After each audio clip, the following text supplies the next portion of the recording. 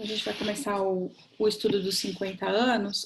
Os 50 anos, ele é a continuação, né? Do 50 anos depois, do continuação da 2000 anos, que é aquele romance, né, de Emmanuel, com Chico Xavier, que fala das encarnações de Emmanuel.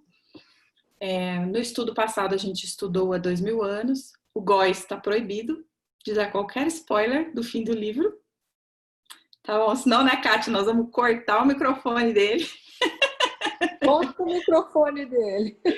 Eu vou desabilitar o seu microfone, eu tô brincando. Já comentou sobre o nosso lar? Não, eu cheguei alguns Não, depois, por último. Luiz Luiz é só do capítulo 1 ao 4. Isso! E aí a gente vai estudar hoje o capítulo 1, né? Vamos trazer as reflexões do livro 50 anos depois para a nossa vida, né? O que está ali no primeiro capítulo que a gente pode adquirir de ensinamento, né? Então, todo mundo aqui leu? Levanta a mão. Eu escutei, vale? Eu escutei. Vale, né? Todo mundo leu, né? Não vale, a mãozinha. E eu, de propósito, só escutei até o capítulo 4. De propósito, para eu não comentar nada além daquilo. Escutou, né, Luiz? Foi uma indireta para você, mas tudo bem. Me proibiram. Não, imagina, não, foi direta mesmo. No seu caso, só lê né, até o capítulo 3. Então, só vou falar até o 3. 3. Pois é. E nesse livro, né, que conta uma das reencarnações de Emmanuel, uma parte bem interessante é que Emmanuel fala o seguinte pra gente. Eu vou ler porque é tão bonita essa parte que ele fala assim: o espírito reencarnado retoma a herança de si mesmo na estrutura psicológica do destino, reavendo o patrimônio das realizações e das dívidas que acumulou, a se lhe regravarem no ser, em forma de tendências inatas, e reencontrando as pessoas e as circunstâncias, as simpatias e as aversões, as vantagens e as dificuldades com as quais se ache afinizado ou comprometido. Então, a gente sabe que nas nossas experiências reencarnatórias, né, a gente vai encontrar com as pessoas que a gente precisa encontrar, né, que é o que a gente vem estudando. E logo nesse primeiro capítulo dos 50 anos, a gente vai ter o reencontro de dois personagens que estavam no livro, 50 anos, dos dois personagens que estavam no livro há 2000 anos, né? Que é o encontro de Nestório, que dessa vez que era Públio Lentulus no livro há 2000 anos, que veio como escravo dessa vez, e ele vai encontrar com o amigo dele, né? Então, quando ele encontra o Elvídio, eles vieram dessa vez com posições sociais diferentes. Então, mas espera aí, mas quem era o Elvídio na primeira? Porque eu não pesquei isso na radionovela. Eu pesquei que eu não vou me lembrar dos nomes. Eu sei quem é o Públio, né, que é o escravo, mas quem é o Elvídio? O Elvídio era o melhor amigo do Públio. Como é que ele chama, Luísa? Né? Flamínio. Flamínio. Flamínio Severus. Flamínio, ok. Tá e certo. A gente vai ver que nesse primeiro capítulo, né, acontece já algumas revelações para a gente com relação a esse reencontro, né? E aí, se a gente for parar para pensar, qual que seria o propósito de Emmanuel já revelar para a gente esse reencontro deles ali? O que vocês acham que a gente pode aprender com isso? Com esse reencontro ali? Em posições sociais diferentes e se reencontrando. Pode falar, Luiz. A primeira coisa que vem, assim, que a gente pode concluir, é que nós alternamos as posições sociais, todo tipo assim, realmente de posições, né, que a gente vive. E nem sempre a gente se isola de um para outro. Ainda que em posições sociais diferentes, a gente pode ter afinidade. Então, esse é um primeiro ponto. Agora, você falou um pouquinho antes, né, daquilo, logo no começo que você leu o texto, eu gostaria, se me permite, fazer um comentário, que muitas vezes a gente fica pensando assim, fala, não é possível que eu fui tão mal assim. Não, eu hoje eu sou uma pessoa boa, eu não fui tão mal assim. Hoje, meio que eu condeno as pessoas pensarem que foram maus, porque, na verdade, a gente deixou para trás algumas dívidas, né? Mas o fato é que o compromisso, que é essa palavra que surgiu aí no texto, é que, às vezes, é simplesmente estar do lado de uma pessoa. Esse é o compromisso, não é por maldade, não é porque a gente tem uma raiz de mal lá no passado, não. É um compromisso que a gente tem do lado de alguém para cuidar dessa pessoa, porque a experiência é da pessoa, não é nossa. Então, não é castigo, não é nada, não existe isso. Existem sempre oportunidades e a gente acaba por escolher. Então, pode ser um filho difícil, pode ser um companheiro difícil ou companheira, né? Pode ser, sei lá, o vizinho difícil. Tanta coisa que pode acontecer e a gente ser difícil para alguém também. Isso acontece. Nós estamos nos acertando. No final das contas, é para o progresso coletivo. Então, cada drama, cada experiência particular, ela vai levar para o todo, né? E classe, posição social, né? Entre as pessoas que estão ali tendo a experiência, isso é secundário. O importante é a experiência em si, né? Que nem no caso, os dois, eles se dão muito bem, apesar da posição, né? Da posição social que eles se encontram.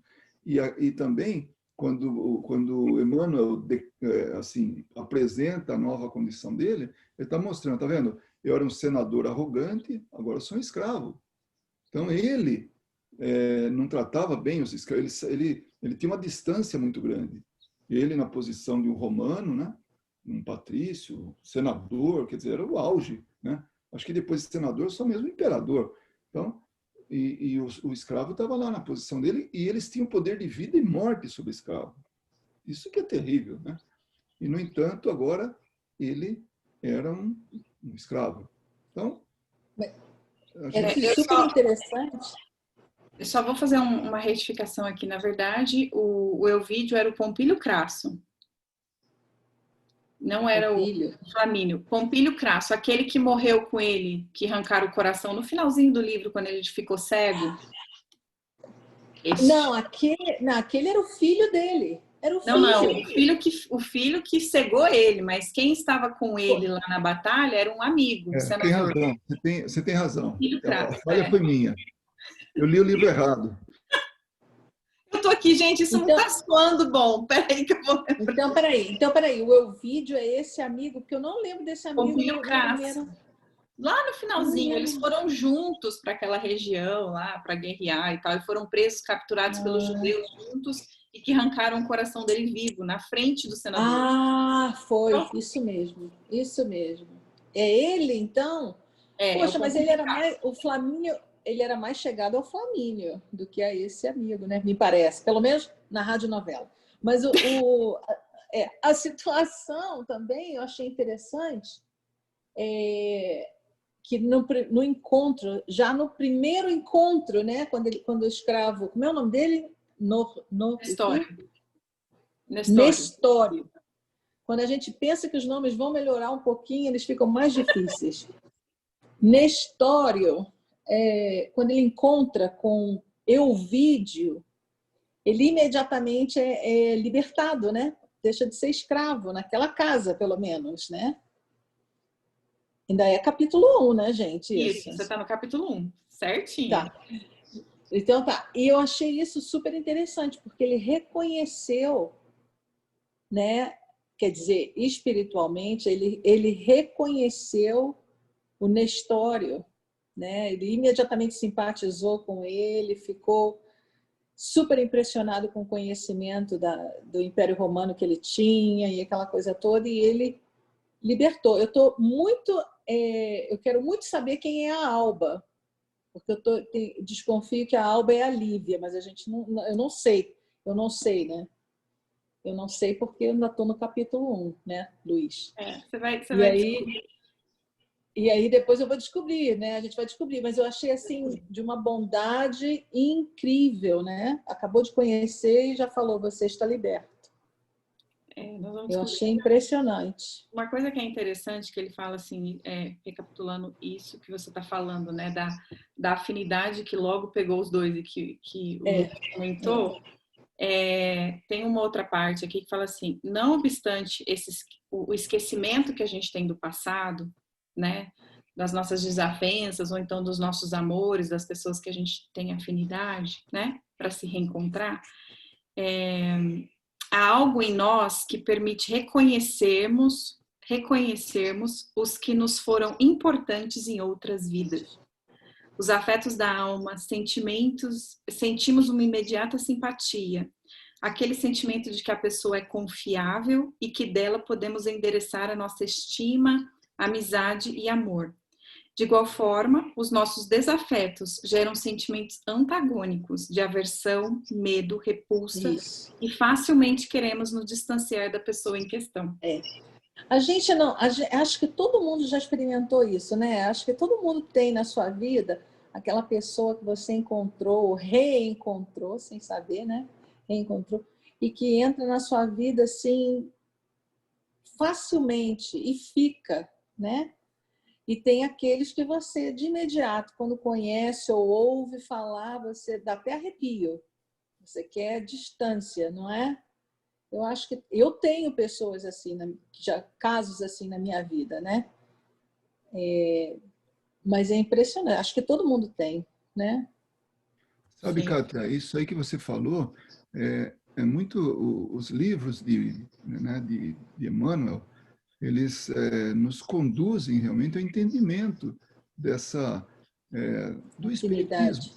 São romances, mas, primeiro, são baseados na vida real, e segundo, que tem sempre um fundamento espírita. Aliás, eu queria até perguntar, não sei se a Eliana ou a Cris tem esse livro em PDF, alguma coisa, senão a gente pode enviar. É daí que a gente tira, ou então, como a Kátia está vendo aqui, a audionovela, né? Audiolivro, na verdade. Audionovela. Então, você nos avise aí, a gente manda para ficar a par, porque é muito bonito, sabe? É uma coisa assim, se a pessoa está lendo por ler, simplesmente como um romance, ainda assim é bonito. É de uma qualidade literária também, porque Emmanuel escreve muito bem.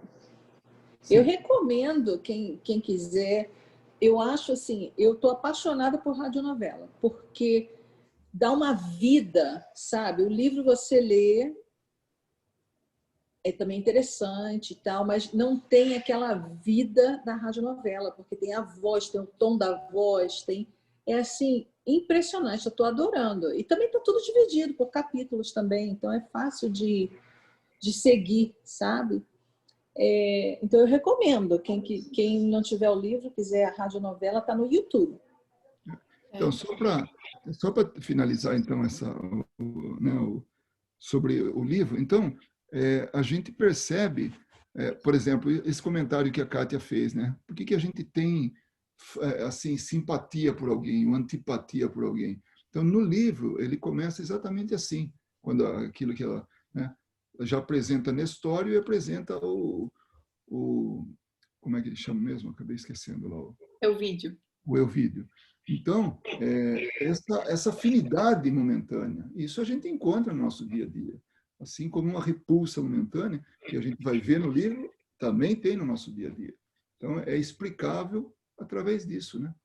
Então, o segredo da história aí, né, o que a gente busca fazer é com que hoje a gente se aproxime dos desafetos para que numa próxima oportunidade nós tenhamos a simpatia de encontrar com ele. Então, resolver a coisa, não é deixar para a próxima. Nunca deixe para a próxima encarnação que você pode resolver nessa, não é assim? Mais ou menos isso. Então, a gente vai buscando... E às vezes não resolve na próxima encarnação, esse que é o problema, né? Porque eu sempre lembro daquele romance, acho que é de André Luiz também, não sei qual é o livro, mas tem aquela situação de que o indivíduo queria resgatar uma situação, aquela que ele envenenou a madrasta, E ele queria resgatar, não é? E ele não conseguia porque não a encontrava no mundo espiritual, para que os dois viessem juntos para resgatar aquela dívida, né, que ele tinha com ela. Então, quer dizer, resolve agora porque não é nem garantido que seja na próxima encarnação, pode levar séculos, né, para resolver um pequeno perrengue. Nesse caso era grande o perrengue. Oi? Ação e reação, né? Se não me engano. Ação e reação, É isso, eu não me lembro dos nomes e dos personagens, eu tenho anotado em um lugar. E uma coisa interessante é que a gente sempre pode recorrer também à doutrina para esses ensinamentos, né? Dessas afinidades, dessas simpatias, porque está no Livro dos Espíritos e também lá no Evangelho segundo o Espiritismo, se a gente for lá no capítulo 14, que eu anotei aqui, lá no item 8, né, que vai falar sobre os verdadeiros laços de família, né, que é que não é só o da consanguinidade, né, mas que a gente tem as famílias consanguíneas e as famílias espirituais. Então a gente consegue também buscar lá essa explicação. Então é muito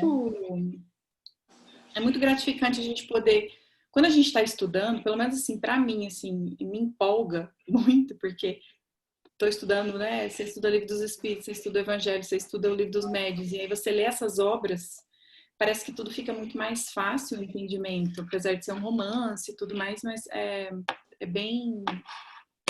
vai encaixando, né? Uma coisa na outra. Pode falar aí, Ana Paula, pode abrir o microfone. Tá. Eu estava lembrando, faz muito tempo que eu li os 2 livros, né? Então eu estou lembrando aos pouquinhos, né? Mas vocês estavam falando de simpatia, aí eu lembrei daquele... Eu até abri o Livro dos Espíritos, começa na 386, que ele vai falar sobre simpatias e antipatias terrenas. E o que eu acho engraçado não, no sentido assim, figurado, é que as nossas simpatias, elas ficam no mesmo, mantêm o volume, né, vamos dizer assim. A gente não lembra, né, que ele pergunta assim, mas não seria mais fácil se reconhecesse? Daí eles falam, não, mas pode ficar tranquilo que as simpatias, existe um magnetismo que a gente não consegue entender, que ao longo mesmo que você não venha na mesma família, ao longo da sua reencarnação, você acaba, essas pessoas, por magnetismo, se aproximam de você, né? Então a sua simpatia sempre vem quando vocês estão reencarnados juntos, naturalmente aparece na sua vida. E as antipatias, eles diminuem o volume, né? Ou seja, para a gente criar simpatia com aquele espírito. Então, quando a gente vem com os nossos, né, amigos antipáticos, eu falo assim, né, nossos amigos antipáticos, a gente vem bem próximo deles para a gente criar essa simpatia, né? Que não seja, às vezes, no círculo familiar mais próximo, mas vem como um tio, um primo, ou um colega de trabalho que você vai ter que trabalhar todo dia do lado dele. Mas esse volume da antipatia vem apaziguado por falta exatamente por causa do esquecimento, né? Então você vê que o que a gente conquista vem com a gente, né? A gente não perde nadinha. Mas aquilo que a gente desconquista, ou seja, ainda não conquistou, né? Ele vem diminuído para a gente poder refazer esse laço. E eu acho que é isso que é bonito, né? Nesses 2 livros, né? Quando você lê os 2 juntos, né? De uma vez só. Mas é impressionante como repele, né? Quando você conhece ou reconhece uma dessas antipatias, é uma sensação tão esquisita na hora que você não quer contato com a pessoa, né? Mas vem diminuído, você imagina que vem diminuído. Tá diminuído. E uma coisa que eu... É isso aí mesmo, Paula. E uma coisa que eu aprendi, pelo menos porque eu tenho... todo mundo tem, né? Então eu falo assim, principalmente se está na família, você pensa, bom, foi uma maneira de ir nos aproximando para a gente treinar realmente esse amor, né? Você sabe que também tem uma coisa que eu não entendo, ainda não entendo isso, é quando você tem a família consanguínea e não há uma afinidade daquela pessoa com o restante da família, ao ponto daquela pessoa até se separar da família, procurar o distanciamento.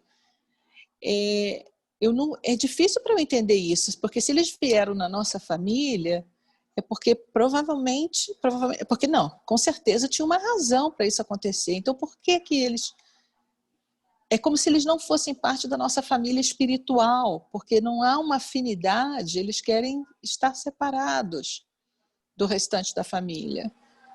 E eu não entendo, ainda não entendo muito bem isso, né? O porquê disso. É como se eles se sentissem mal dentro da própria família e querem distanciamento. Não sei se vocês já viram isso, mas eu tenho até um exemplo na minha família. E é como se a pessoa passasse a ser uma estranha. E não é. É família mesmo, consanguínea. Você vê que o laço sanguíneo é secundário.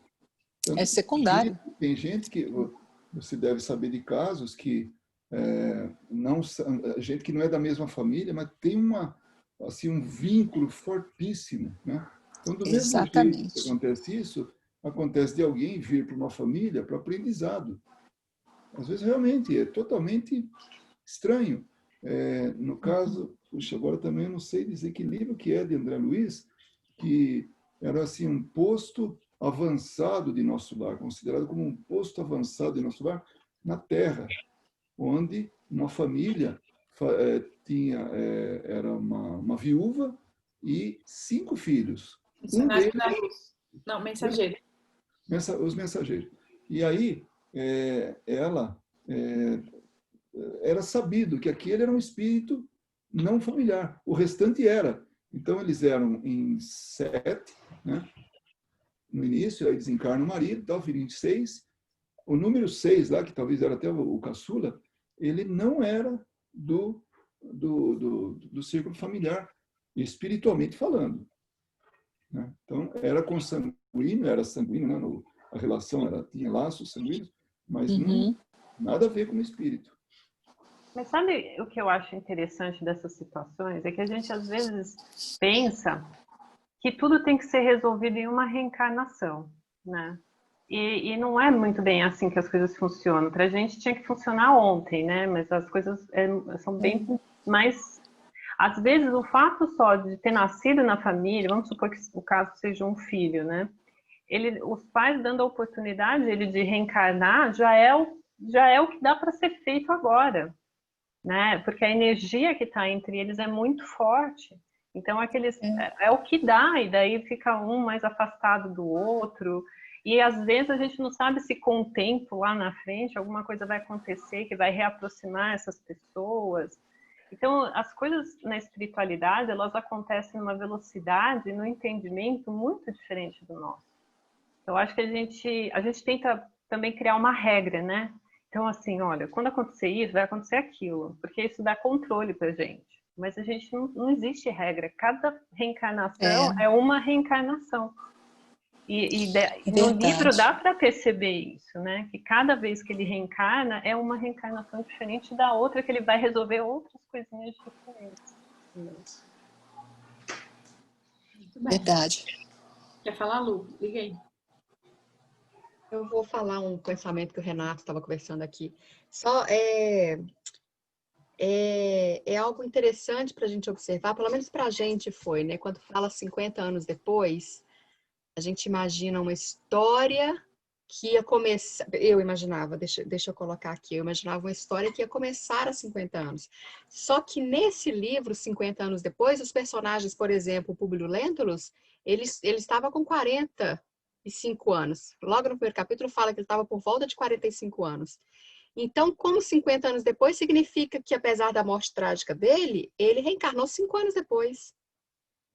Para 50 anos, no total, ele está com 45. Então, como que essa é a questão de tempo, né? Porque para a espiritualidade, às vezes, 2000 anos não é nada, é um segundo. Mas imagina 5 anos assim. Então, quão rápido foi para que ele pudesse voltar, né? O arrependimento dele, que é o que ele sempre comentou, que era sobre isso, assim, o que ele sentia arrependido, envergonhado, né? Normalmente o Emmanuel falava disso, mas para ele poder voltar, então, assim, a missão que ele tem, ou por quê, né? Era mais algum comentário? Então, assim, como que é disso, né? Porque todos os personagens, então, o Crasso, esqueci o primeiro nome, mas também estava nessa... Ele era mais velho ainda. Como que pode a pessoa que morreu junto com ele vir mais velho? Então, mas eu acho, não sei, eu não tenho muita certeza, mas eu vou dar um aqui. É que há 2000 anos, era há 2000 anos do nosso tempo, né? Quando o livro foi publicado. Não é do nosso tempo agora, né? De quando foi publicado o livro. E os 50 anos depois, 50 anos depois que ele tinha reencarnado, entendeu? Assim, 50 anos depois. Aí eu acho que faz mais sentido. Eu não sei. E essa foi a explicação que a minha mãe me deu. Agora eu não sei se está certo, entendeu? Tem que dar uma olhada. O único faria mais sentido. O único problema é que eles falam no livro que era o ano 135. E eles tinham morrido no ano 79. Aí não tem jeito. Verdade. Então realmente não dá para falar. Mas 5 anos entre uma encarnação e a outra? Pois era, pergunta sobre o Luiz. Pergunta que eu falei assim, pergunta para o Luiz. Essa pergunta é para os universitários. Mas eu acho que não tem tempo. Eu acho que não tem tempo definido para reencarnação mesmo, não. Não tem, mas assim, pelo menos o que eu ouvia, ou que eu já li em alguns livros, que fala assim, que normalmente não é tão rápido. Luiz, por favor, me corrija.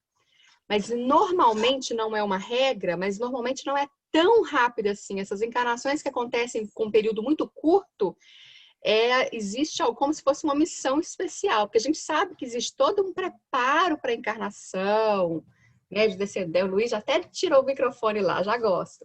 Mas assim, que tem todo um preparo. Então, de repente, para 5 anos depois, já estarem nascendo, né, se encarnando. Então, assim, ao meu ver, leigo, mas mostra uma missão, ou seja, está todo mundo preparando lá por essa nova, e precisava também do cristianismo, de pessoas que testemunhassem, né, e que se dedicassem tanto para o crescimento do cristianismo. Então, tem as personagens que eu não vou falar o nome, mas tem as personagens que...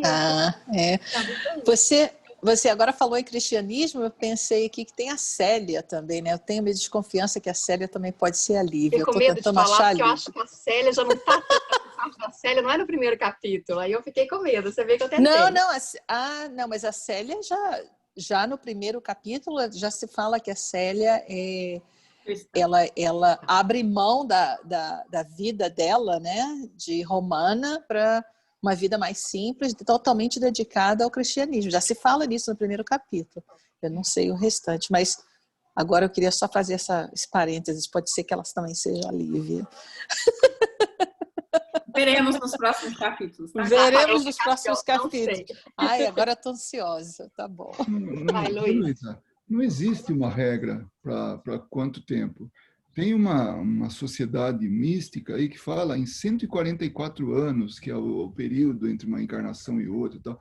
Mas quando aprendi isso através dessa fraternidade, eu tomei como séria, né? Tomei como real. Depois, no Espiritismo, a gente nota que nem tudo é escrito na pedra, sabe? A coisa é flexível e depende muito da necessidade.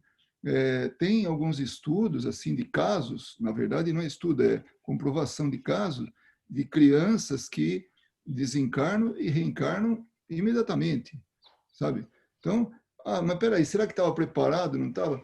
Depende do espírito, né? Se o espírito tem conhecimento, tem consciência, tem necessidade, então tudo depende muito da situação, mas não tem uma regra né?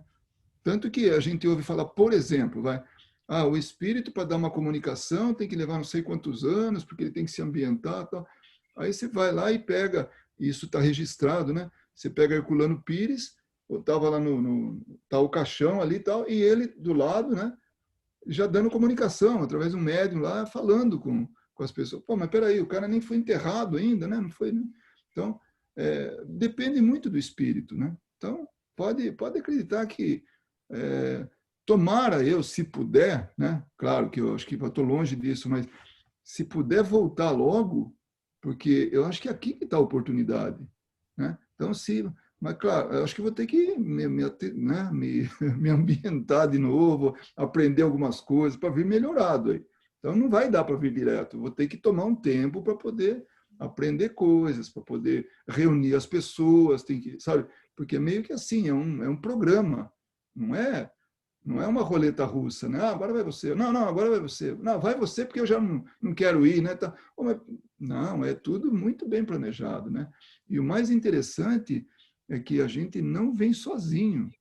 E eu não estou falando de colegas ou companheiros de reencarne. Estou falando de um grupo de espíritos. Essa história de tem um mentor espiritual? Tem, claro que tem. Mas vem mais um grupo de pessoas para que a nossa reencarnação seja vitoriosa.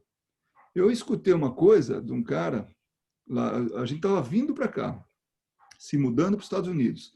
Aí veio um amigo e falou assim, você sabe que seu mentor não vai ser mais o mesmo, né? Eu falei, nunca pensei nisso. Ele falou, tem quem trabalha com você aqui no centro, né? Trabalha aqui nessa vida sua. Agora você vai se mudar lá nos Estados Unidos, vai ser outro. Ele falou. Eu falei, como, né?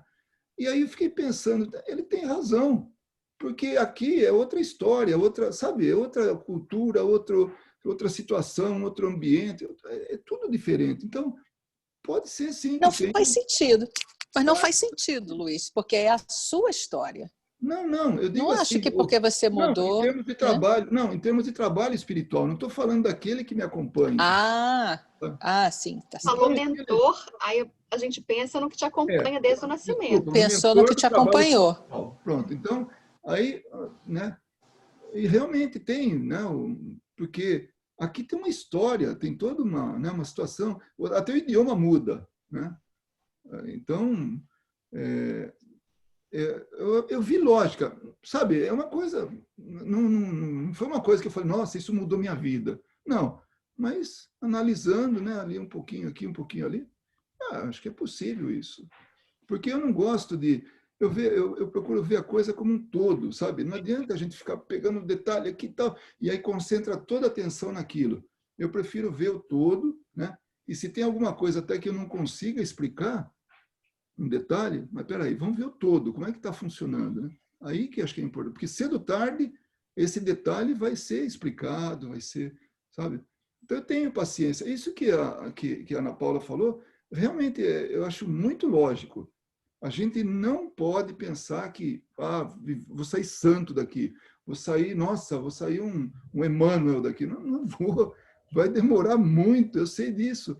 E quando eu tenho a oportunidade de conversar com espíritos, né, que ele vem e fala, né, o quanto ele está atrasado, eu já não tenho mais jeito, não tenho... Como não? Olha para mim, eu estou aqui lutando, vai demorar ainda, mas eu já saí do buraco profundo, estou no meio, né, na metade do caminho. Então, eu acho que essa é a parte importante, sabe, da história, que realmente vamos ter paciência, vamos trabalhar. Não é aquela paciência ociosa, né? É paciência trabalhando. E vamos que vamos, junto com as pessoas, porque o coletivo é que importa, né? E eu vou parar aqui. Vamos dar... Vamos dar início ao nosso estudo? Pode falar, posso fazer só um comentário? Assim, porque esse negócio da data ficou na minha cabeça. Então, eu peguei e fui dar uma olhada. Está escrito 131 depois de Cristo. O ano que inicia o livro, logo no primeiro parágrafo. Então, tem um tempo aí de reencarnação, porque, se eu não me engano, o primeiro livro é na época de Jesus, que Jesus é crucificado, né? Então, seria 33 depois de Cristo. Mas quando eles morrem, já é 70 e alguma coisa. Quando tem o terremoto de Pompeia. Acho que é 70. Aí é 40? Aí é 40, não. Então, depois? É porque eu estou tentando entender isso. Para mim está dando um nome, mas eu não quero atrapalhar o estudo, não. Foi isso mesmo. Eles morreram em 79. Morreram no terremoto. No Vesúvio. Na época do Vesúvio. Por causa do Vesúvio eles morreram. Daí 131 são 60 anos depois, né? E daí ele tem 43. Tá. Não faz sentido. Olha, de novo, eu acho que a gente se apega na matemática. Aí, quando ele dá um número, é o título de um livro, né? Então, acho que se for fazer contas, tudo, deve bater. mas não necessariamente 50 anos, né? Deve bater assim, a lógica de um chegar antes, sair, desencarnar depois e ainda chegar antes e outro mais Não, velho. o meu ponto, assim, é porque eles sempre falam que a gente precisa esperar pelo menos, assim, uns 50 anos, alguma coisa assim para reencarnar, né? Que é um processo, mas pelo jeito, realmente não tem regra. Eu acho que é mais uma que eu descartei da minha lista. Mas tudo bem. Olha, eu já vi casos de espíritos que estão sofrendo assim uma dor, aprisionados à sua mente, né? Assim, por séculos, mas séculos assim para Não, valer. eu falo o tempo mínimo, sabe? Para você poder reencarnar. Não o tempo máximo, né? O tempo mínimo. Eu vou Mas ver eu acho que... eu vou ver se eu consigo localizar o caso da criança e da borboleta, né? Que é o caso assim a criança, o pai chega assim e fala, tinha uma mancha no forro, né? E fala, né? O que é aquilo? Aí o pai fala assim, uma borboleta, né?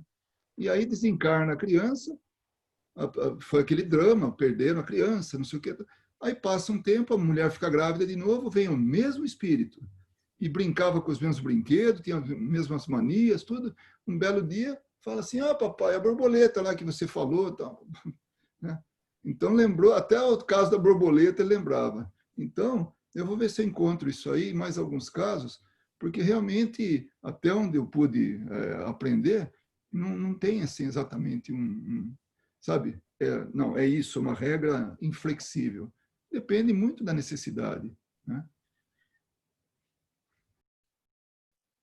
Tá, vamos estudar sobre isso, né? Mais uma coisa para a gente aprender, né? Eu acho muito interessante. Bom, dando início aqui no nosso estudo do nosso lar, nós vamos estudar hoje capítulo 1, capítulo 2, que é capítulo 1 nas zonas inferiores, que é quando André Luiz está no umbral, né? Capítulo 2, que é quando Clarencio vem buscá-lo. Capítulo 3, a oração coletiva, e 4, o médico espiritual. E aí, para quem leu, né, o livro, né, os capítulos, eu tenho uma pergunta para vocês, né? Quando a gente fala do capítulo 1, então, que é nas zonas espirituais, a gente vai lembrar que André Luiz relata das sensações, né, que ele teve. Ele descreve como que ele se sentia lá, como que ele estava vivendo durante esse período que ele ficou lá no umbral. E aí a pergunta que eu quero fazer para vocês é assim, por que André Luiz despertou no mundo espiritual com a sensação de não ter aproveitado bem o seu tempo enquanto encarnado? Alguém? Arrisca um palpite? Olha, eu não saberia assim localizar, porque eu estou tentando lembrar onde que eu encaixaria essa pergunta, porque essa pergunta eu não me fiz, né? Mas eu acho que em alguns momentos isso vai até talvez até no segundo capítulo que fica um pouco mais claro isso. Mas eu arriscaria dizer nesse primeiro capítulo é sobre a crença em algo superior, em algo diferente do que o dia a dia materialista que ele viveu. Tanto que ali ele descobre o valor da prece, né? Mas depois não sei se já é nesse ou no segundo capítulo, né?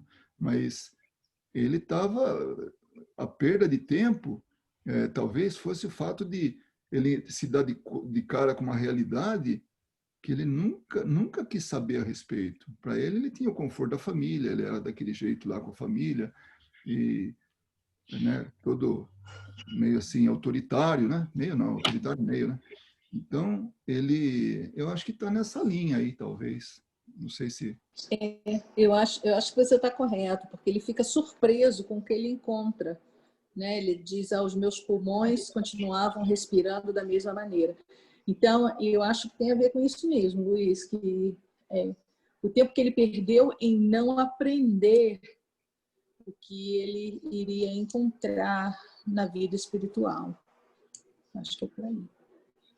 E André Luiz era muito curioso, né? Ele já relata isso logo nos primeiros capítulos, né? Por ele ser médico. Então, ele encontrou um paradigma novo, totalmente novo, que era alheio a tudo aquilo que ele acreditava.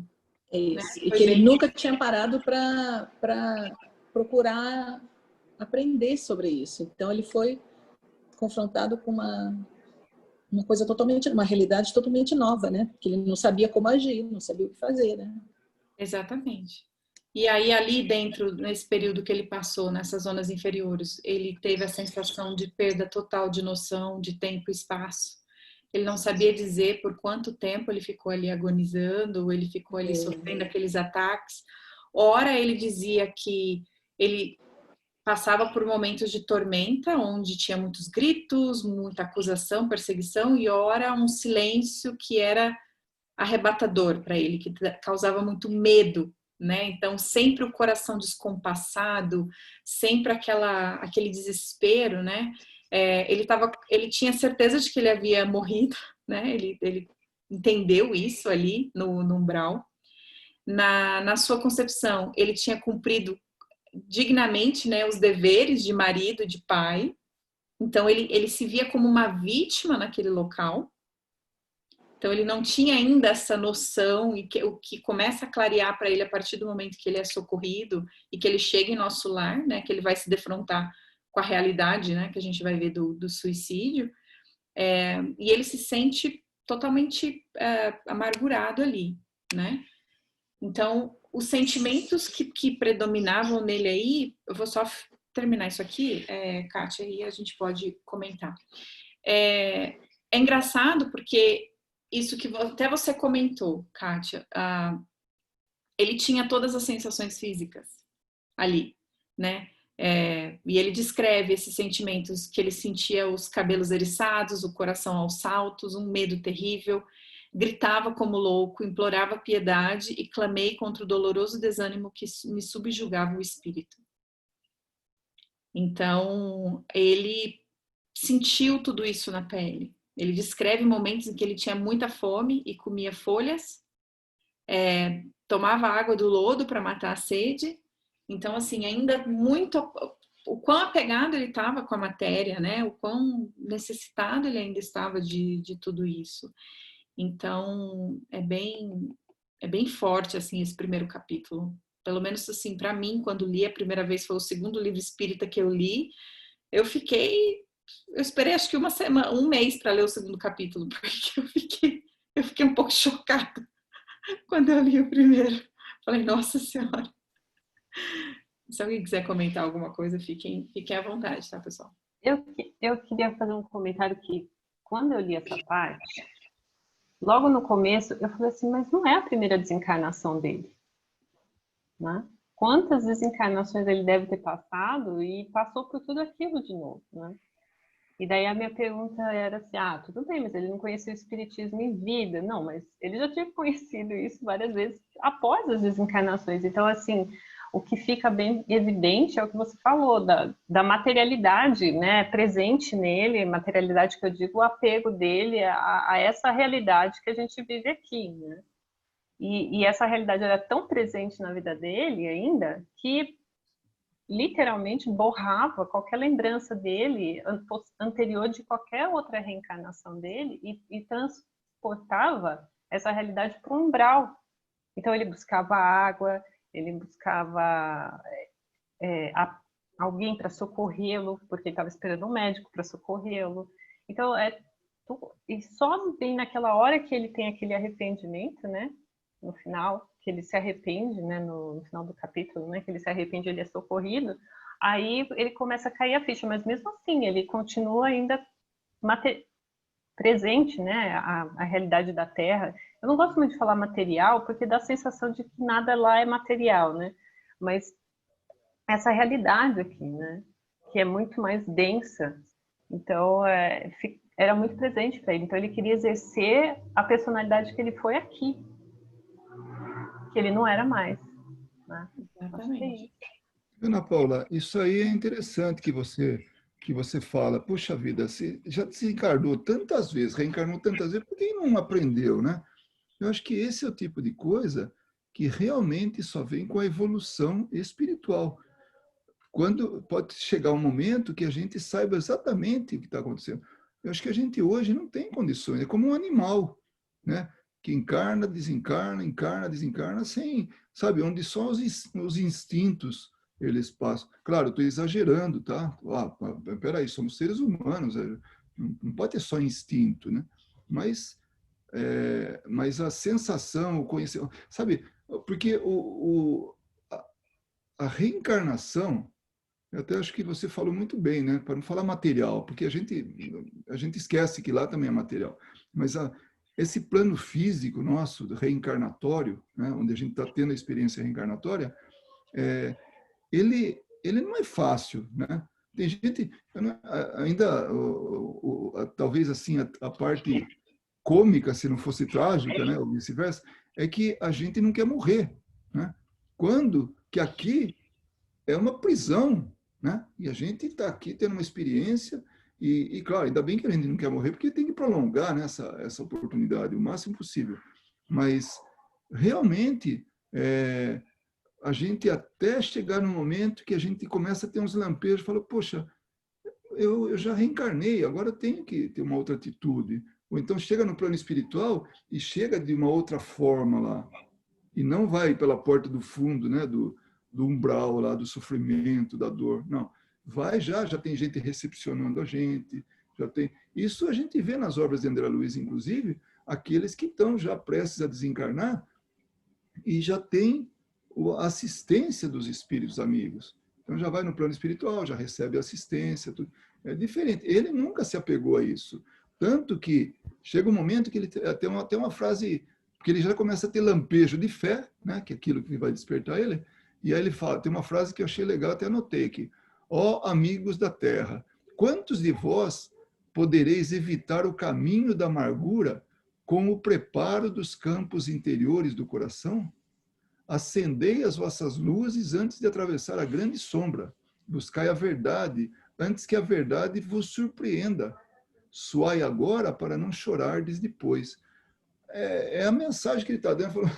Eu não precisava passar por tudo isso, mas eu estou passando porque eu não me preparei. Mas vocês que estão aí, se preparem. E é tão interessante esse livro que, quando eu li a primeira vez, ele pareceu meio surrealista. Eu confesso que nem tudo assim eu engoli de forma assim normal, né? Parecia meio fantasioso.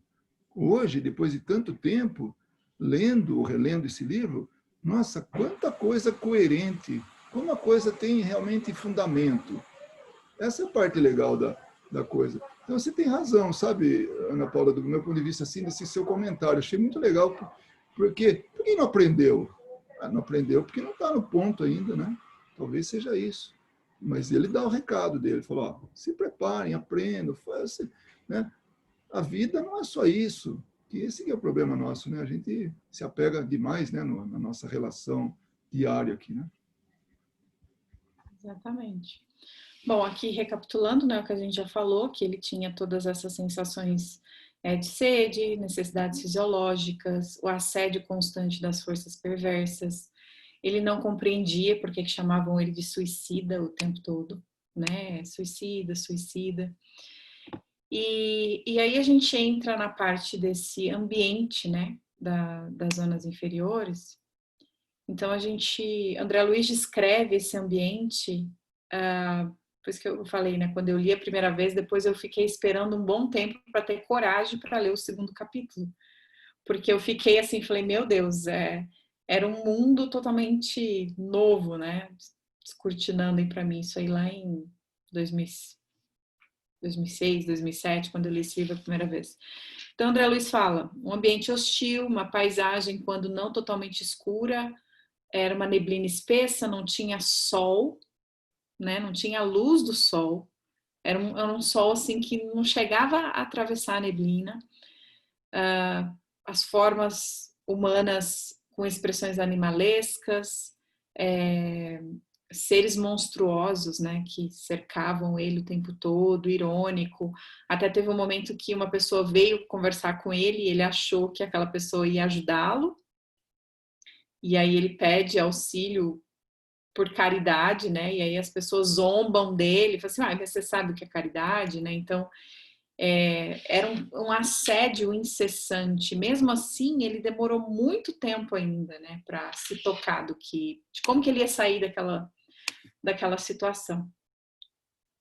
E aí, o que ele acabou compreendendo, né? Ele compreendeu a importância do princípio religioso. Eu acho que foi uma das fichas mais importantes que caíram para ele ali no umbral naquele momento, né? Porque ele percebeu que os espíritos são eternos e ele chegou nessa conclusão ali, diante daquele sofrimento que ele estava passando. Mas que dentro dele tinha algo que iria auxiliá-lo ali, que é aquela pequena luzinha que acendeu, que ele falou, tem que ter algo além disso aqui que vai me ajudar. Eu saí desse sofrimento, né? Então, com toda essa questão do tempo perdido, acho que a própria consciência dele, né, continuou ele começou a refletir diante daquelas circunstâncias, e aí ele teve essa noção de que realmente a importância de orar, né, de ter fé e de buscar uma força maior, algo que pudesse ajudar ele a sair daquele momento. E aí eu penso assim, né, quantas vezes, né, na nossa vida a gente tem muito isso, né, assim, não, a pessoa quando não aprende, aí ó, existia um autor da vida, que existia algo acima daquele sofrimento, né, ele começou a pensar sobre isso. E quantas vezes na nossa vida a gente escuta, né, muito falar isso, não, se você não aprender pelo amor, você vai aprender pela dor. Desde as coisas mais pequenas, dos erros que a gente comete, que fica cometendo esse mesmo erro muitas vezes, enquanto às vezes não nos causa uma perda muito grande, uma dor muito grande, a gente não para olhar para o problema. Às vezes fica só enfiando ele embaixo do tapete, uma hora eu vou olhar para aquilo ali. Mas uma hora pode te custar muito tempo, pode se perder muitas oportunidades, né? Então cada parte desse primeiro capítulo tem bastante ensinamento para nós, né? E essa parte é muito bonita, que é quando essa ficha cai, né? Vamos assim dizer para ele. E aí ele faz o apelo, porque ele não aguenta mais. Ele chegou no momento em que ele prostrou ali, ele falou, não consigo mais ficar nessa situação, né? E aí ele fala o seguinte, ele faz acho que foi essa parte que você leu, não foi, Luiz? Acho que foi, né? Buscar a verdade. Não foi isso que você leu pra gente? Ó, amigos da terra, quantos de vós podereis evitar o caminho da amargura com o preparo dos campos interiores do coração? Acendeis vossas luzes antes de atravessar a grande sombra. Buscai a verdade antes que a verdade vos surpreenda. Suai agora para não chorares depois. Exatamente. E eu lembro sempre de uma frase que a minha mãe sempre me fala. Ela fala assim, minha filha, depois que eu li o Nosso Lar, estudei, que eu comecei a aprender, né, sobre umbral, sobre tudo isso, eu falei assim, a única coisa que eu peço nas minhas preces todas as noites é que o dia que eu chegar lá, que eu não me esqueça que eu tenho que orar e pedir socorro. Mas sincero, né? Aquele socorro sincero, porque eu não quero ficar lá muito tempo sofrendo, né? Esquecida de que se eu pedir com eu vou ser socorrida. Eu acho uma graça que ela fala isso. Toda vez que a gente fala alguma coisa, ela faz esse comentário. Eu acho muito... Mas viu, Carol, ela tem razão. Sim, ela tem. E a gente, e eu iria um pouco mais longe, até para tentar confortar ela, que apesar de não estar aí, né, mas a gente aproveita a carona, né? Mas não é possível que a gente, buscando esclarecimento, buscando ajudar as pessoas de alguma maneira, fazer o bem, né? Que a gente não vai ter lá a recepção. Então, realmente, eu acho que nós estamos no caminho certo. Sabe, esse grupo está aqui, tantas outras pessoas e mais muita gente está no caminho certo e está fazendo por merecer, atendendo esse apelo de André Luiz. E me desculpe o spoiler de novo aí que eu invadi ele. Não foi intenção. É que realmente essa frase chama atenção. Essa é a frase, talvez, né, aquela que está em evidência. Né? Luiz, a coisa é tão natural contigo que sai até sem você querer.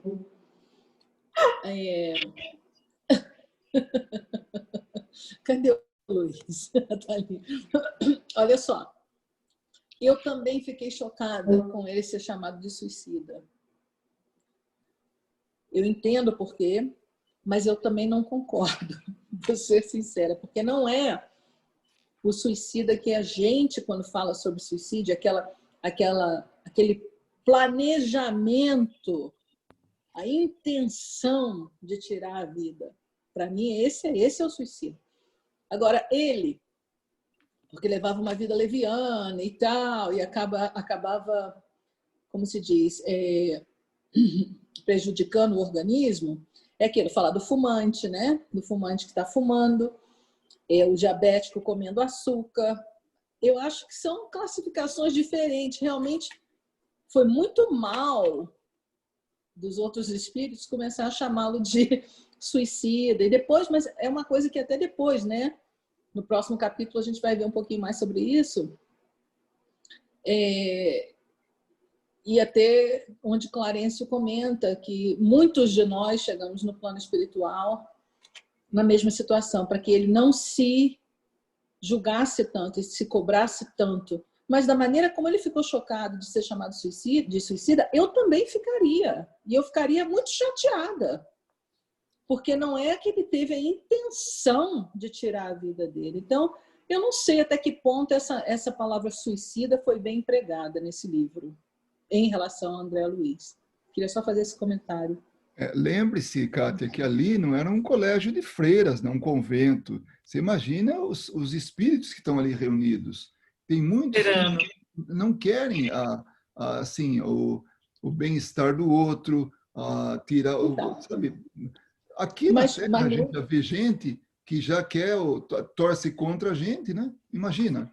Agora lá não tem nenhum Mas quando o médico vem, eu já estou pulando, acho que é capítulo 4 também, né? Desculpa, Carol, mas como a gente está no assunto, mas pelo menos capítulo 4 está no tema de hoje, então tudo bem. Quando tem um médico espiritual, né, Luiz, que não é um mau espírito, que também fala, que pena que você chegou aqui através do suicídio. Ele falou novamente, mas eu não sou suicida. Né? E aí foi que eu achei bacana.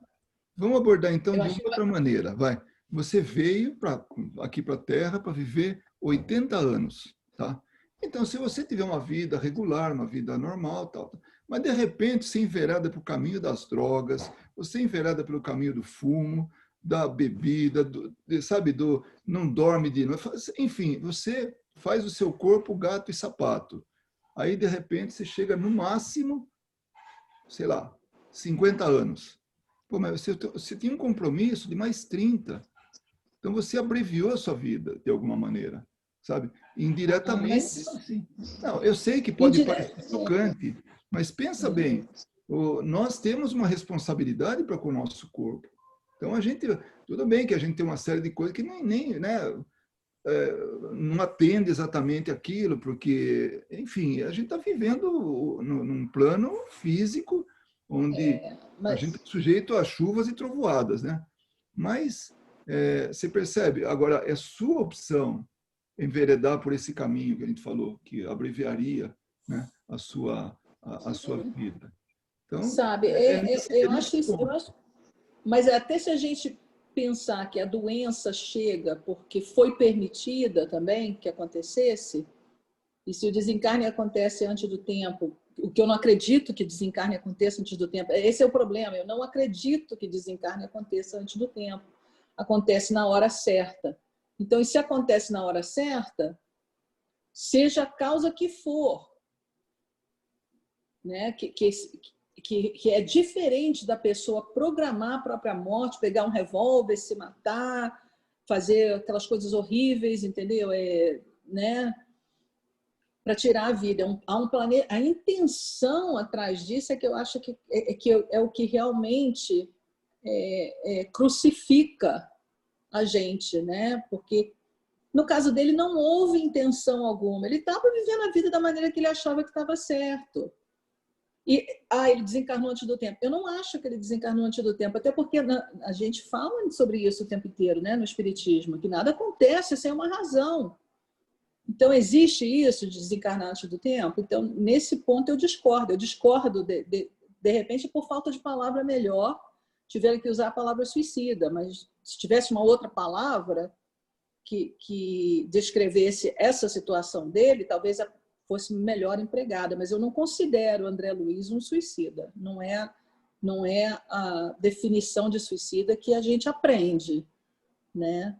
Enfim, essa é só a minha opinião. Eu acho que a palavra suicida foi muito mal empregada, né, no livro, nessa situação dele. Quer falar aí, Lu? Eu estava conversando aqui, discutindo com o Renato. Vou falar 3 coisas rapidinhas, então.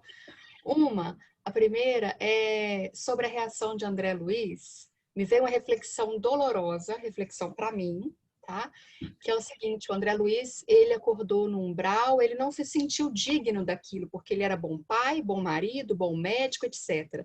Reflexão é: a gente nunca acha que a gente merece a injustiça, a gente sempre acha que a gente é bom, né? Assim, no fundo, sem nenhuma demagogia, sem querer nada, mas no fundo a gente não se sente tão vilão da história. Se acontece, alguém faz alguma coisa com a gente, de certo modo, a gente tem a nossa posição, o nosso lado da história.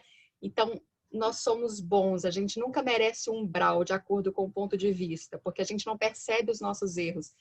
Então, ele foi para lá e não percebeu, não se deu conta que, de repente, perto de tudo que ele poderia ter sido, só quando cai essa ficha que a gente fala assim, eu podia ter sido muito mais. Realmente eu não fui o que eu devia ser.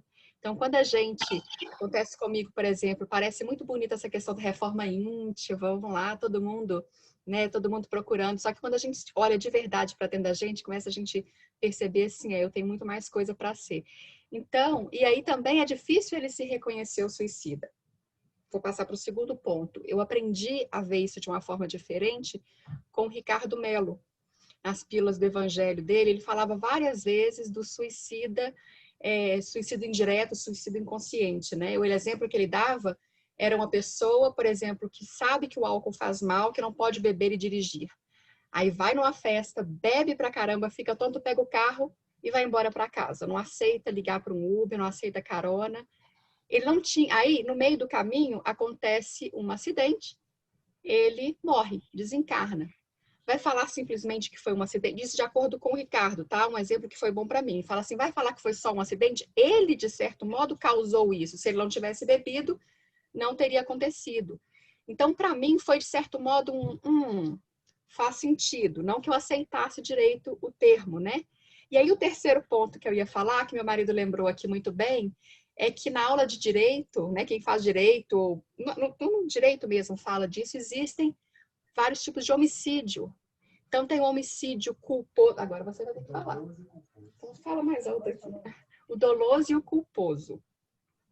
E o doloso é que existe dolo, existe o preparo, existe a intenção de matar alguém. E o culposo, ele acontece sem intenção. Vamos supor que alguém saiu em alta velocidade, atropelou alguém, essa pessoa morreu.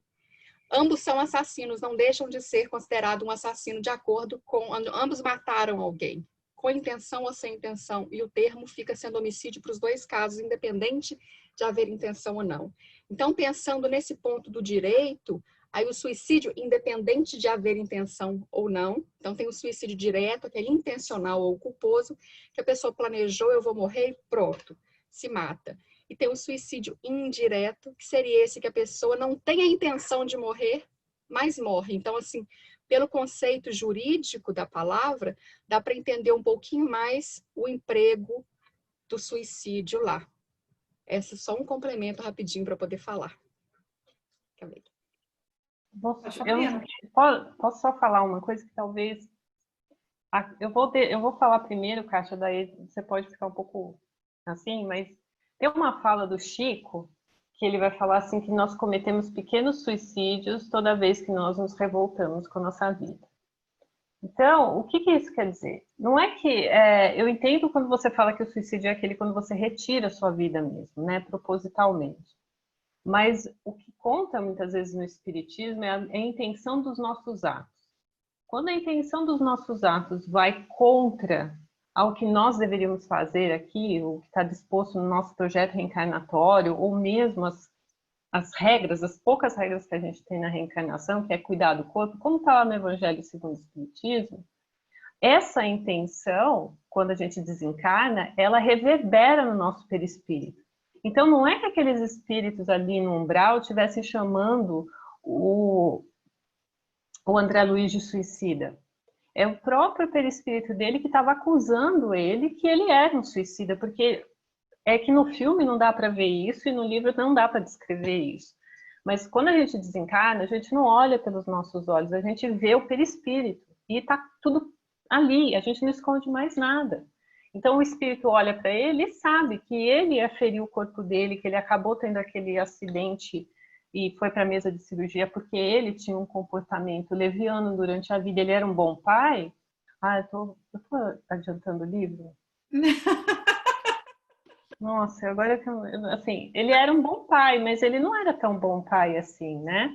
Então, quer dizer, se ele foi parar no umbral, é porque ele não era um bom pai. Pronto. Entendeu? Então, estava tudo ali escrito no perispírito dele. Então, os espíritos olhavam para ele e falavam, você aí, suicida. Você tá pedindo ajuda, por que suicida? Porque ali são espíritos que têm uma vibração menos elevada, né? Então, o diálogo é diferente. Mas não esquece do médico. Mas não esquece mas do o médico. Mas exatamente. Mas o médico também está lendo o perispírito. Mas então, é isso que eu estou querendo falar. Ele não é que eles estavam xingando ele ou provocando ele. Eles estavam lendo o perispírito, como o médico também leu, porque ele tem que cair em si. Ele tinha um corpo para cuidar durante a reencarnação e ele não cuidou desse corpo. É muito pesado, às vezes, a gente perceber que isso é o suicídio, mas essa fala do Chico é para chamar a atenção mesmo, porque mesmo quando a gente se revolta, a gente está... Porque mas o nosso então... fluido vital vai embora, né, gente? Tem que pensar mas então somos todos suicidas. Aí é que tá. Eu não aceito isso. Desculpa, mas nós somos. Mas é que é difícil aceitar. Não, é difícil. Leva tempo. Vamos seguir, porque mas é muito válido o seu ponto de vista e também o da Luísa. Eu entendo, né? A explicação é muito boa, mas não concordo com o termo. Mas vamos seguir, vida que segue. Vamos lá, nosso lar que segue. Vamos em frente. Eu não vou render, não, só vou perguntar uma coisa que eu concordo com você, Kátia, também. Assim, é difícil de aceitar. Mas aí, eu não sei se a Carol respondeu e eu não prestei atenção, mas ela começou a falar do curso fazendo uma pergunta para a gente. Por que a gente acha? Então, o que a Ana Paula falou agora vai muito com uma resposta que eu não sei se é essa que vai chegar, não vou dar spoiler, mas de repente é a consciência dele que pesou, que falou mais alto. Não a consciência, mas o espírito, né? A lembrança espiritual que falou mais alto, assim, faz muito sentido. Eu não sei se você respondeu e eu que perdi, Carol, que eu estava aqui, mas qual é a resposta? Não respondi não, porque vocês foram respondendo, porque vai falando nos 4 capítulos. Foi bem. Ana Paula deu um spoiler sem saber, Ana Paula, gosto. Foi bem alocado, foi bem. Não, tudo bem, não tem problema, né, gente? Assim. Mas o spoiler que eu tô falando, a Ana Paula fez cara assim, não, é porque essa resposta faz sentido para a pergunta, desse spoiler que eu tô falando. Mas foi bem colocado até esses 4 capítulos, porque eles, né, estão bem ligados, assim, bem... complementam, enfim, complementam, Bom, acho que a palavra está contigo de volta, Carol. A gente falou não tem problema, não.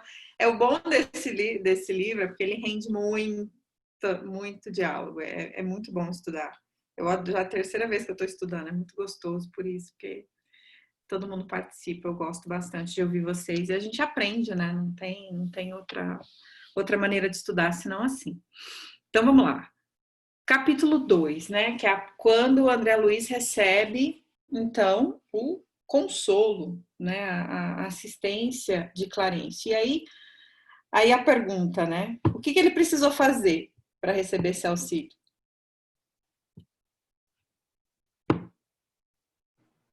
Esse consolo. Ele orou, não foi, gente? Ele orou. Prece?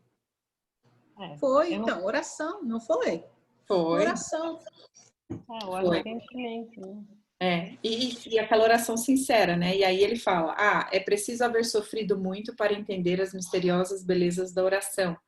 É necessário haver conhecido o remorso, a humilhação, a extrema desventura, para tomar com eficácia o sublime elixir da esperança. Foi nesse instante que as neblinas espessas se dissiparam e alguém surgiu, o emissário dos céus, que foi Clarencio, né? Que chegou para buscá-lo. Ô, Carol, eu estava esperando você falar aí a frase, né? Porque eu anotei uma outra aqui que é também bastante, me chamou atenção, né? Qual foi? E quando as energias me faltaram de todo, quando me senti absolutamente colado ao lodo da terra, sem forças para reerguer-me, pedi ao Supremo Autor da natureza me estendesse as mãos paternais em tão amargurosa emergência. Então ele não sabe por quanto tempo ele ficou ali rezando, né, ou orando e tal, mas assim colado lá embaixo, né, se banhando de lágrimas, foi quando ele percebeu a presença, né, do Clarencio. Você sabe que eu me emocionei nessa parte? Já comecei o livro chorando. É das minhas, né, Kátia? Não, e a radionovela coloca tanta emoção, sério. É impressionante, porque são atores, né? É impressionante. A gente chora, né, Luísa? A gente chora com comercial de margarina, a gente chora. Como é que é? Comercial de margarina? Tipo, gente, eu choro por tudo, gente. Vocês não estão entendendo. Entendi. Gostei do exemplo. É muito interessante essa parte mesmo, né? Quando ele ora e aí vem mostrar para a gente, vem lembrar a gente mais uma vez de que todas as orações são ouvidas, né? A oração é ouvida. Nenhuma prece fica sem resposta. Nenhuma prece fica sem resposta. E depois, quando faz a oração coletiva, então, com a chuva de flores, né? Rosas. Vamos lá, Kátia, nós vamos chegar lá. Mas tá no capítulo de hoje, hein? Tá no capítulo de... Só quero lembrar que tá no capítulo de hoje. É o próximo. Vamos lá. Gente, a gente está tudo... Eu ia falar aí, né? Eu vi que ela abriu o microfone. Não, é que eu lembrei de uma coisa desde que vocês leram lá aquele trecho inicial, né? Veio para mim assim, a recordação do há 2000 anos. Como que o arrependimento, ele é poderoso, né? Porque eu lembrei daquela passagem pelo Publio Lentulus fala, né? Que se ele tivesse amado, né? Na oportunidade que ele teve de ver Jesus dizer, se ele tivesse amado, ele não teria passado nenhum sofrimento naquela reencarnação. Não lembro se vocês lembram dessa passagem. E é exatamente aquela entrada do livro que o André Luiz fala, e agora também, né? Porque é a prece, mas é a prece embarcada do arrependimento, quando dá aquele instante de consciência de tudo que você fez e vem aquele arrependimento realmente sincero. Porque a gente pode... E eu acho que, assim, todo mundo que lê o Nosso Lar fala isso. Que, quando eu chegar no umbral, eu vou fazer uma prece. Né? Eu vou chegar... Todo mundo fala. Todo mundo que eu conheço fala isso. Eu mesmo já falei. Mas não é só a prece, né? A gente tem que ter esse arrependimento sincero, né? E eu acho que até justifica os 5 anos lá de uma encarnação para outra, do Publio Lentulus, porque no Livro dos Espíritos eles ainda falam, né, que quando a gente consegue se arrepender ainda encarnado, é um salto que a gente dá muito grande, quando a gente toma consciência e se arrepende aqui para se modificar. Então, se a gente, e acho que esse é o apelo do André Luiz no início do livro, para que a gente faça isso o quanto antes, né? Se a gente não quer passar por pelo primeiro e segundo capítulo do livro. Né? Você quer pular essa fase? Então, começa a fazer agora, começa a se arrepender agora, que daí você não passa, assim, não tão grave assim. Né?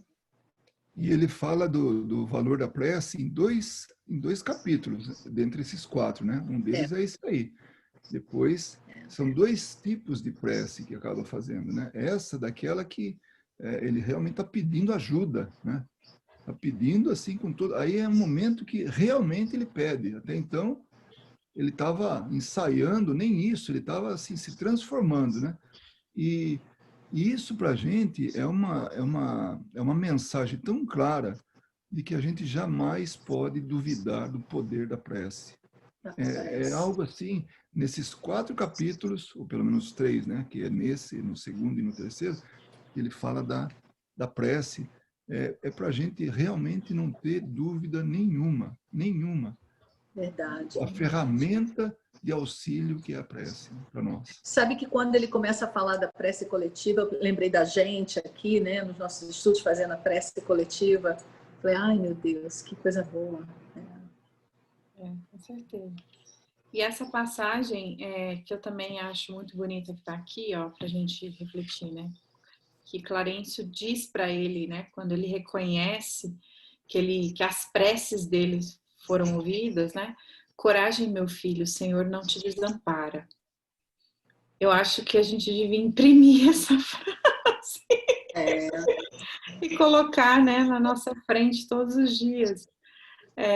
Porque todas as vezes, né, eu falo por mim, né, quando a gente dá aquela fraquejadinha assim, a gente faz uma prece e acalma, né, o nosso coração, a gente sente realmente, parece que acende uma luzinha assim de força, né, então essa conexão, ela realmente ela é real, né, a gente tem a bênção, né, de poder sentir e saber que os amigos estão ali, que Deus vai enviar, né, o auxílio e a humildade, né, de Clarencio nesse momento, porque André Luiz chama ele, né, de emissário de Deus, e ele fala, não, eu sou teu irmão, né, tô aqui para te ajudar, eu sou teu irmão. Então, assim, mais uma lição para a gente observar aqui, né, que quanto mais elevados são os espíritos, mais humilde, né, eles são, e nos ensina, né, nos pequenos detalhes, a gente vai ver depois lá na frente,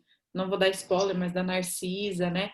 São pequenas coisas que acontecem ao longo da trajetória de André Luiz nesse livro e que ele vai aprendendo com cada troca, com cada passo. E assim também é a nossa vida, né? Quando a gente entra nessa jornada de evolução, de realmente se esforçar no caminho do bem, de querer melhorar, é uma coisa que, se a gente tiver olhos para ver, ouvidos para ouvir, se nós estivermos atentos, né, aos ensinamentos que a nossa vida nos oferece, as oportunidades que a gente tem, às vezes, de, nossa, olhar no olho de alguém, reconhecer que errou e pedir uma desculpa, não, eu estou sendo orgulhoso aqui, não, deixa eu realmente auxiliar mais, ou deixa eu diminuir a minha vaidade, se colocar no sapato do outro, realmente pensar como que essa pessoa se sentiria se eu fizesse isso com ela. Então, essa questão da gente tá fazendo essas análises, né? E quando eu reli, né, essa parte que Clarence falou para ele, não, eu sou teu irmão. Falei, nossa, como a gente tá longe, eu, né, tô longe dessa humildade ainda, porque quando a gente ainda acha que sabe um pouquinho mais, eu me lembro quando eu comecei a adquirir o conhecimento da doutrina, a gente quer converter todo mundo, né, em espírita. A gente quer que todo mundo vai entender sobre reencarnação, porque aquilo era tão bom para mim, fez tanto sentido na minha vida, me trouxe tanto esclarecimento, que eu queria converter todo mundo, eu queria que todo mundo entendesse. Não, você precisa entender isso. Onde que estava a minha humildade aqui, de esperar o processo do outro, né, das pessoas quererem, até com essa questão da caridade também, né, que eu já confessei aqui para vocês, que às vezes eu fico um pouco, né, nossa, aquela pessoa podia, né, ajudar, não, mas calma, que tudo no seu tempo, né, cada um faz o que dá conta. Então, para mim, assim, isso ficou muito forte nessa lição.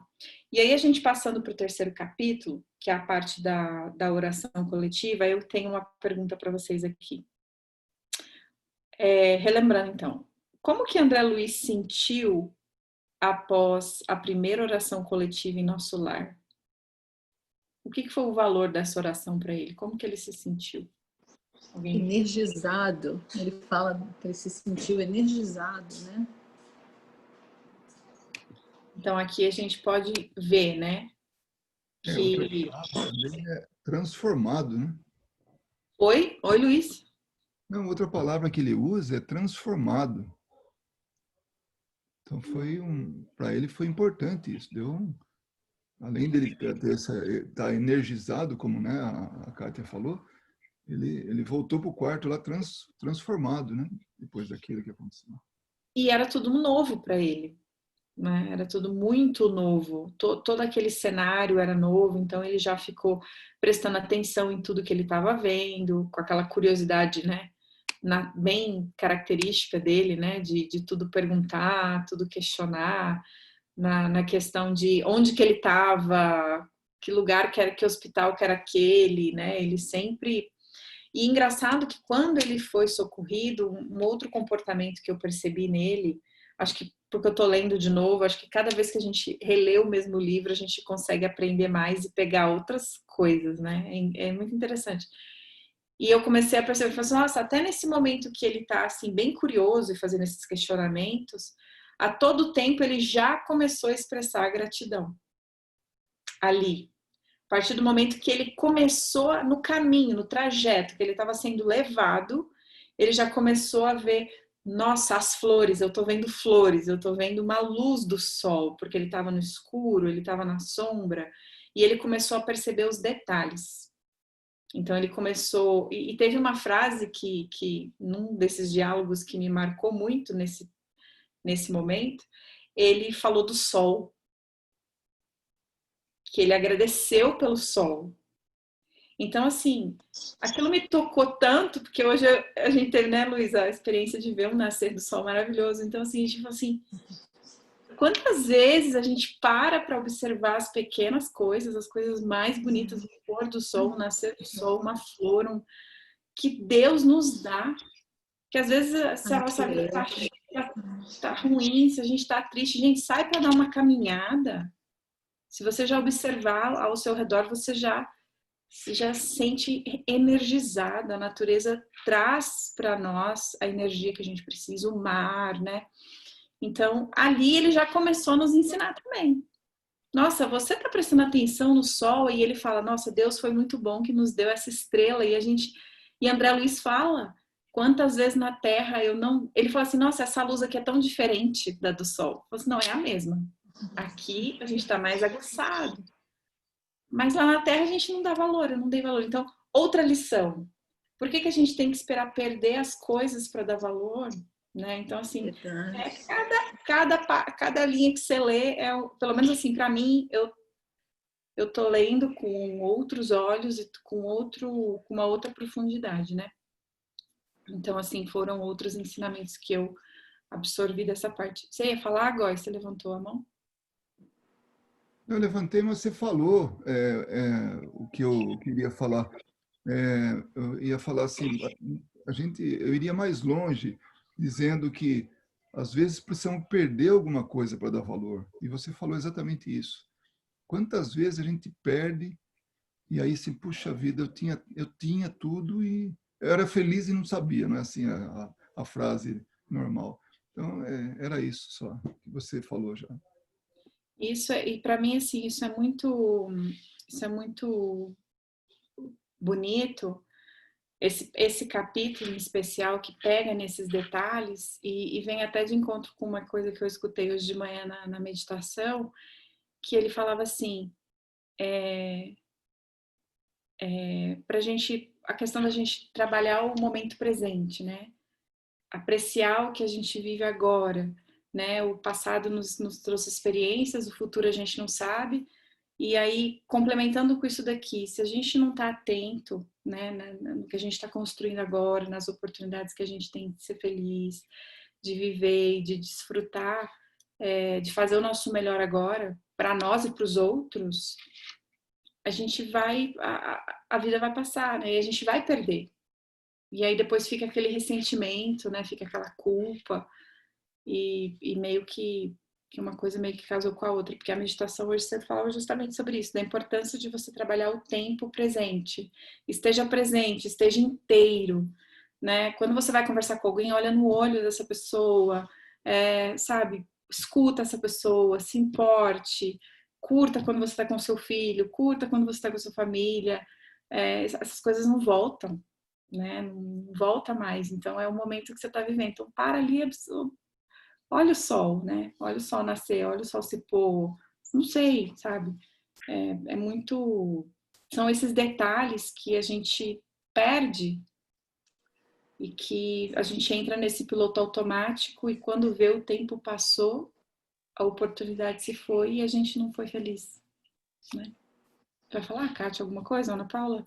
Não, eu ia comentar que nessa pandemia, né, as pessoas estão procurando a natureza mais, né, com essa vontade exacerbada de sair de casa. A natureza está sendo assim um destino das pessoas, né? Até as vendas de produtos de acampamento, né? Trailers, né? A venda aumentou tanto desses produtos porque as pessoas estão procurando a natureza para se sentirem melhor, né? Para se sentirem... E realmente isso que a natureza faz, né? Ela nos abraça, nos conforta, um momento de dor, porque é uma dor, né? Pela qual a gente está passando com a pandemia. E é importante esse olhar para a natureza para poder apaziguar a dor que a gente sente. Muito importante, eu só queria fazer esse comentário. Eu queria só fazer um contraste com o título do capítulo, né? Que ele fala assim, oração coletiva, ele não fala oração, né?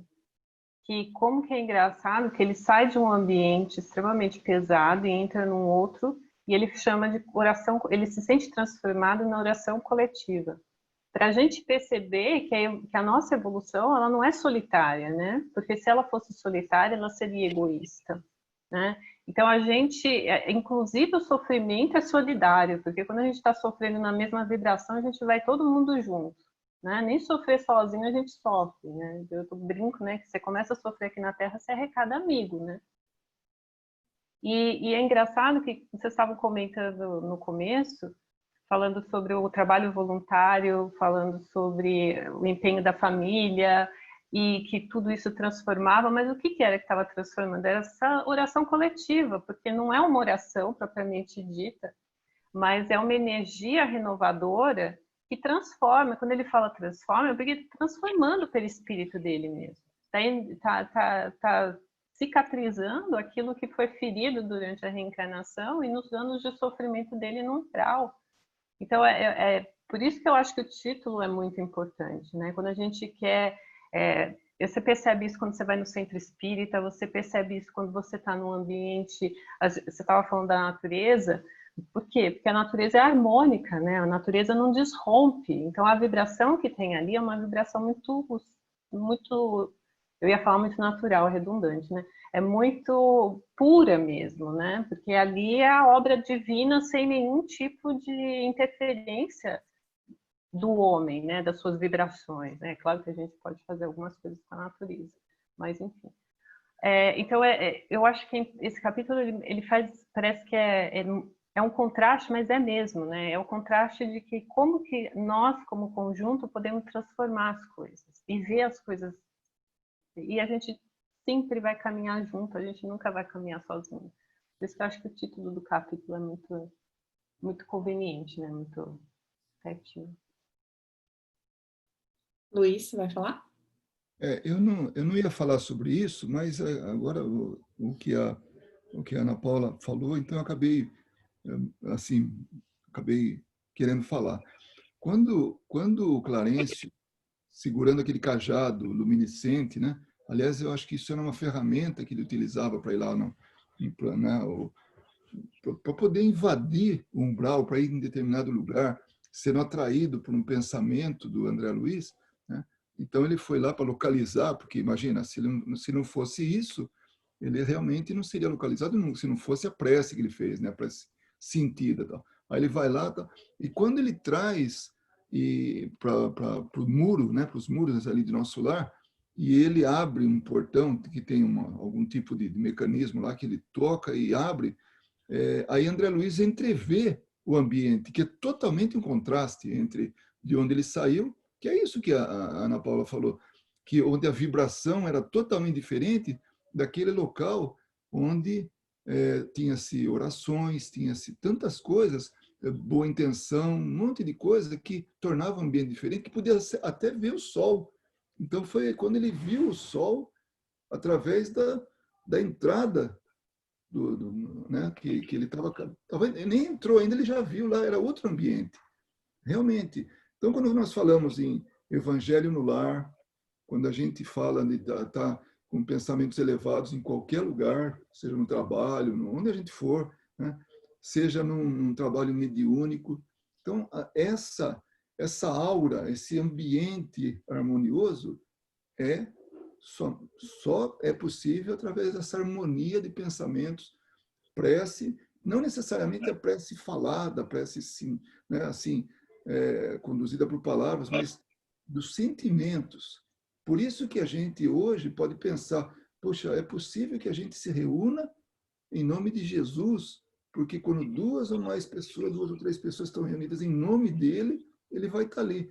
Então está embutida aí a informação de que aquela aura, aquela harmonia, né, que o pensamento, que a prece invoca, está ali presente. Né?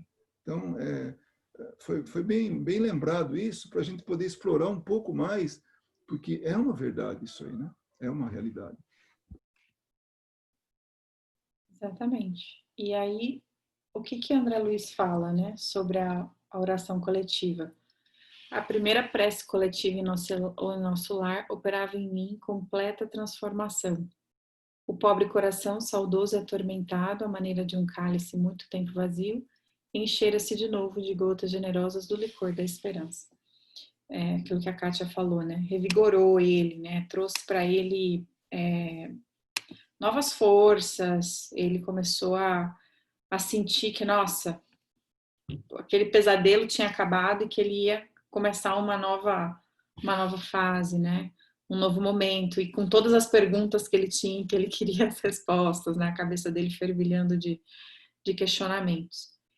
E ele observa, né, naquele cenário ali, onde ele estava, em nosso lar, e ele diz o seguinte, obedecendo a processos avançados, que é quando ele vê, né, aquilo pela primeira vez, aquela televisão, quando ele vê as pessoas ali todas de pé, que é quando os ministros, né, apareceram para fazer a prece, e aí ele observou o Clarencio ali, né, também junto com eles, e aí ele fala, né, então, orando com o governador, através da audição e da visão à distância, louvemos o coração invisível do céu.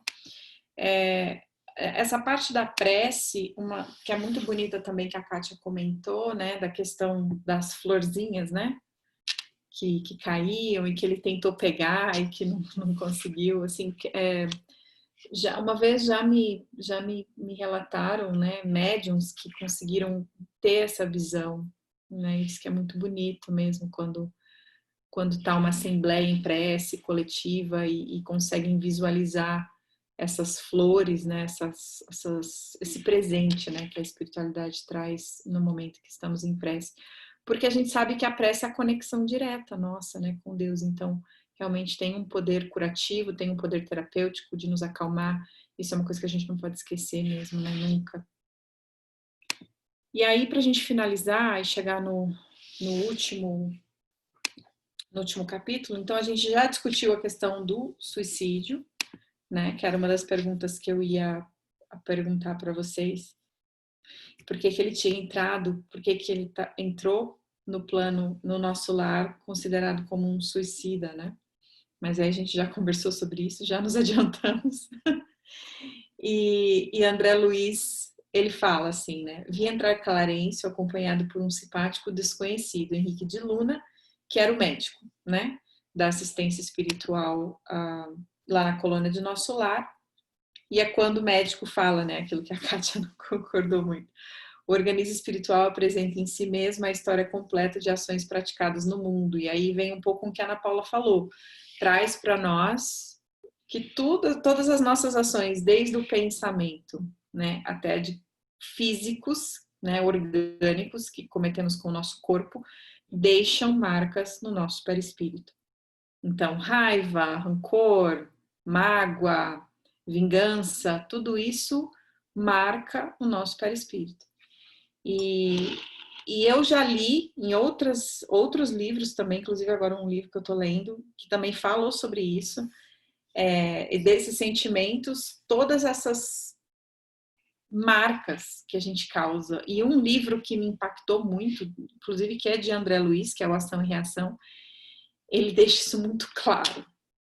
Então, assim, traz para nós o senso da responsabilidade, porque quanto mais a gente estuda e esclarece, né, a nossa mente, o nosso espírito desses conhecimentos, aí a gente lembra daquela máxima, né? Muito será cobrado de quem muito sabe. Então, se eu estou partindo do princípio que eu tenho conhecimento de que certa coisa me faz mal, qual é o meu empenho, então, em melhorar isso? Para que eu não reverta em prejuízos maiores para mim mesmo, né? No meu perispírito, sendo com os meus vícios, sendo com o meu comportamento, com o meu pensamento, com as minhas palavras. Então, assim, é uma responsabilidade que a gente vai adquirindo. Acho que a cada pelo menos assim para mim, a cada estudo do Livro dos Espíritos, a cada estudo do Livro dos Médiuns, a cada livro que eu leio, eu sinto assim, nossa, as coisas vão fazendo mais sentido e me dão todo o suporte, porque aí eu tenho todos os recursos para quando eu me ver numa situação, eu faço, agora eu vou fazer o que com isso? Que é quando chegar a prova. Eu vou testar minha paciência, eu vou testar minha fé, eu vou me revoltar, eu vou ter calma, eu vou ter paciência para esperar. Porque não é no meu tempo. Não é só no meu tempo também, não. Tem o tempo do mundo, tem o tempo de Deus, tem o tempo dos outros, de respeitar. Então, assim, é todo um emaranhado de coisas e que me ajuda a evoluir. Então, é pegar todos esses recursos que eu estou tendo e adquirir essa consciência. Então, pelo menos assim, eu gosto muito. Para mim, assim, me impulsiona a andar para frente, ao invés de me deixar mais triste ou mais preocupada, né? Otimismo crônico, né, Góis? A gente vai levando com... Vamos que vamos, vai dar certo. Né, Luiz? Então a gente vai, né? Pelo menos isso ficou muito claro, assim, para mim, essa parte. Né? Você quer falar, Góis? Pode falar. Uma vez eu vi a Célia Diniz, que já palestrou para a gente aí, né? Numa live, ela falou uma coisa muito interessante. Ela falou: o mal que a gente recebe, assim, contra nós, não nos afeta, não afeta o nosso perispírito. O tiro, por exemplo, que a gente leva, não afeta, mas o mal que nós fazemos para nós próprios, isso sim nos afeta. Então, é dentro disso que você está falando, assim. É essa a diferença. Então, o que nós fazemos contra nós, isso sim marca. O que nós recebemos de outros, isso não nos afeta. Exato. Esse livro que eu estou lendo agora fala justamente sobre isso. É um encarnado que ele está relatando as experiências dele, né? Aí ele fala, ele sofreu tudo quanto é tipo de rejeição, de abuso, que você escuta, dá vontade de chorar. Você fala assim, como que essa pessoa ainda está de pé, né? Depois que sofreu tudo. Então, assim, uma vítima. Só que aí depois ele se tornou um algoz. Ele saiu de um extremo ao outro. Então, toda aquilo que ele recebeu, voltou tudo contra ele, e depois ele relata, assim, eu precisei de passar por várias encarnações que eu nem vou relatar aqui porque não vale a pena. Porque foram muitas voltando nos mesmos erros. E aí, quando a gente estuda o Livro dos Espíritos, né, e o Evangelho, que a gente sabe que a gente vai carregando as nossas bagagens, e que aí a cada encarnação, aí entra no que a Ana Paula também falou, né? Não vou melhorar todas as minhas virtudes, não vou adquirir todas as minhas virtudes numa encarnação só. Então, é bem isso. É bem isso. Então, assim, são vários os relatos, não é só André Luiz que relata, né? Cartas que a gente, né? Mensagens dos espíritos que falam dessa questão do arrependimento, né? De que quando adquire essa consciência, então, olha a bênção que a gente tem de adquirir esse conhecimento agora, né? De poder... Estamos aqui, ó, num sabadão à tarde estudando, né? Conversando e se esclarecendo, né? Isso é muito bom. Pode falar, Ana Paula. Não, é porque você vai falando das coisas e vem na minha mente, né? E daí eu não consigo ficar muito tempo calado. Mas É aquela velha história, a gente não vai fugir disso, né? A gente é espírito, a gente não é esse corpo, né? Então, é o espírito que influencia a matéria, não é a matéria que influencia o espírito, né? Então, tudo fica... E quando eu falo matéria, é o perispírito também, né? Então, enquanto a gente não aprender a viver como espírito, daí eu volto lá naquele meu comentário inicial, onde eu falei assim, mas ele já desencarnou tantas vezes e não lembra e não aprendeu, porque em nenhuma reencarnação ele ainda estava vivendo como espírito, ele estava vivendo com aquela personalidade, ele desencarna com aquela personalidade, quer manter aquela personalidade. E isso é muito nocivo para o nosso perispírito, isso é muito nocivo para o nosso espírito, entre aspas, né? Então, acaba tudo sendo imprimido e a gente fica doente, mesmo desencarnado, que eu estava vendo a foto dele, foi por isso que eu me lembrei aqui na apresentação. Você está desencarnado e você está doente. Como que você está doente e desencarnado? Né? Se o perispírito é uma impressão do seu espírito.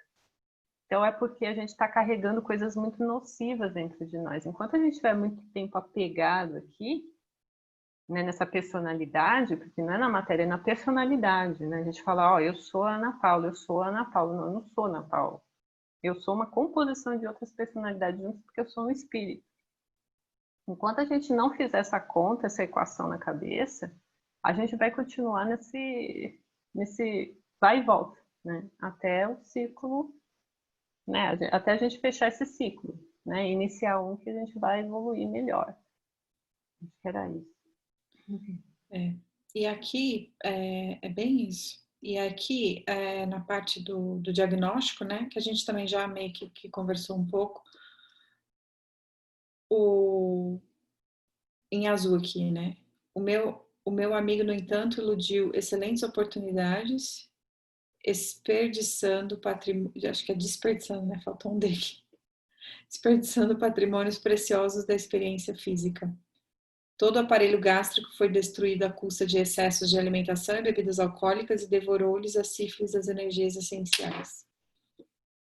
Então, para surpresa de André Luiz, né, começar já a absorver as responsabilidades pelos atos dele, né, que ele cometeu e que causa e efeito, né, já expressa aqui, apesar dele não entender, né. E aí Clarencio explica para ele, né? Na verdade, tua posição é a do suicida inconsciente, mas é necessário reconhecer que centenas de criaturas se ausentam diariamente da Terra nas mesmas condições. Aproveita os tesouros do arrependimento e guarda a bênção do remorso, porque é através disso que a gente consegue corrigir, né? Então a gente entende, ok, eu sou um espírito imortal, eu vou me arrepender, eu vou pedir ajuda, eu vou pedir perdão, eu vou parar de sentir raiva, eu vou parar de sentir mágoa. Eu já senti durante muito tempo, ok, tá impresso ali no meu perispírito. Mas o que eu vou fazer daqui para frente? É sempre isso, né? As situações da nossa vida acontecem. Eu gosto muito dessa máxima, desse princípio 90-10. Que 90% as coisas acontecem, muitas delas eu não tenho controle, porque depende de outras pessoas, de outras circunstâncias, de outras dinâmicas. 10% é o que eu vou fazer daquilo que me aconteceu. Então, vou levar isso a ferro e fogo, ou eu vou decidir aquilo que é melhor para mim, e com todo esse conhecimento que a gente vem adquirindo, né, para mim, assim, pelo menos é muito consolador. Me fortalece bastante para, sabe, aos pouquinhos melhorar, porque tem uma estrada aí infinita, não sei nem dizer, pela frente. Hoje mesmo eu fiz um comentário, eu falei assim, nossa, a minha sorte, a gente estava falando sobre encarnação, né, eu estava conversando com uma pessoa sobre isso, eu falei, olha, a minha sorte é que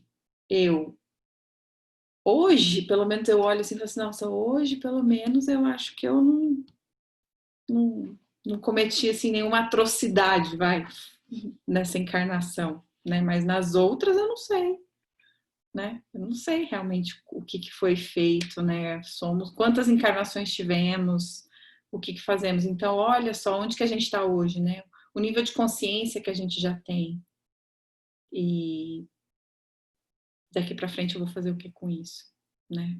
É muito consolador para mim, pelo menos eu me sinto assim, feliz, posso dizer.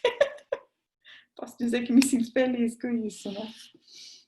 E aí aqui eles falam de alguns livros, né? Mas por hoje eram esses capítulos, os ensinamentos. Semana que vem a gente vai estudar capítulos 5, 6, 7, 8. São sempre 4 capítulos por semana, tá, pessoal? O seu professor vai ser o Luiz Góes. Ele que conduzirá a aula semana que vem. Ele vai dividir comigo essa responsa, né, Góes?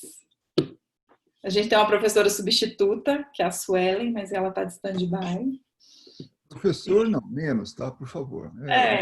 Estudar juntos. Você é professor, eu sou estudante que me atrevo. Então vamos ler 5, 6, 7, 8 para a próxima semana e o capítulo 2, 50 anos depois, tá certo?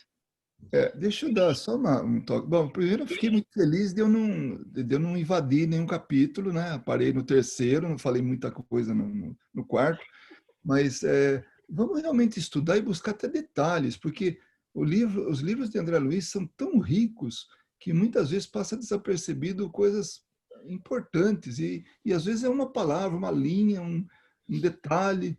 É muito, muito legal. André Luiz realmente... Por isso que a gente escolheu, né, Carol? Escolheu pedir para o Dr. Décio Iandoli falar sobre André Luiz e sua obra, porque realmente dá pano para manga, né? Eu sou suspeita para falar dos livros de André Luiz, então, por mim, a gente podia estudar todos eles, assim, todos os livros, que é muito bom. Então, queria saber se temos algum voluntário, se vocês vão aí brigar para fazer a prece final de encerramento. Se alguém vai... Vamos ter um voluntário para fazer a prece. Senão eu faço, mas podia ter um voluntário, né? Eu já fiz a prece inicial. Não, se não tiver ninguém, eu faço, mas só se não tiver ninguém. Eu dou um tempinho aí. Olha aí, Ana Paula está levantando o dedo, gente. Então, desculpa, Ana Paula, eu não vi. Eu vou... É que eu já fiz tanto comentário, então eu faço a prece. Vamos lá. Bom, tem alguma coisa em especial que vocês fazem ou é só a prece? Então tá. Então vamos elevar o nosso pensamento a Deus, nosso Pai, a Jesus, nosso Mestre, agradecendo a espiritualidade amiga aqui presente, aos nossos mentores, aos mentores desse centro espírita, que nos permitiram nos reunirmos hoje aqui para esse aprendizado tão rico sobre as obras que nos foram psicografadas. E nesse momento, Chico Xavier e todos esses espíritos que nos proporcionaram essas obras se sintam abraçados. Agradecemos a eles a tudo que eles fizeram para que hoje estivéssemos aqui, aprendendo tudo isso. Pedimos também por todos aqueles que não puderam comparecer na reunião hoje, que estejam tocados pelos seus mentores e por nossas vibrações, para que estejam bem onde quer que estejam. E pedimos a esses amigos que possam olhar por aqueles que nesse momento estão em sofrimento, nos diversos lugares desse planeta, seja por questões de saúde, econômica ou até pessoais. Que as nossas vibrações, que o nosso amor chegue até eles. E dessa forma, encerramos a reunião de hoje, pedindo para que estejamos aqui semana que vem novamente reunidos. Que assim seja. Graças a Deus. Obrigada, gente. Bom domingo para todos, tá? Obrigada a vocês. Tchau. Até segunda-feira, até semana que vem. Até semana que vem.